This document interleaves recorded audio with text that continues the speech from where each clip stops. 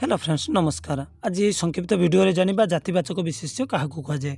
जो पद कौन निर्दिष्ट नाम को न बुझाई अनेकों साधारण नाम को प्रकाश करें जातिवाचक विशेष्य कहती। यह एकाधिक जातिवाचक विशेष्यर साधारण नाम। जाति अर्थ समूह को बुझाए। जमी मनुष्य कहले जन बुझे सब मनुष्य को बुझाए। शबर कहले गोटे संप्रदाय को बुझाऊे।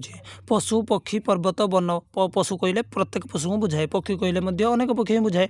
पर्वत वन गाई वृक्ष नदी ह्रद समुद्र देश प्रभृति व्यतीत आम पुरुष और नारी की गोटे गोटे जातिवाचक विशेष्य गणी पारिबा। मनुष्य कहले पृथ्वी में बास करुवा समस्त मनुष्य को बुझाए। मात्र हरि कहले गोविंद सीता दिनेश गायत्री इत्यादि को बुझाए। तेणु मुझे आशा करुच्ची कि आपण मैंने जातिवाचक विशेष्य कौन बुझी नहीं थे। एवं जातिवाचक जमीक गाई कहले कामधेनु पुस्तक जदि मनकर पुस्तक ना जातिवाचक हूँ पुस्तक और ग्रंथ हूँ रामायण जहाँ भी हो एथर आप बुझी थे। नेक्स्ट भिडियो आप देखिपारे आउ गोटे नूतन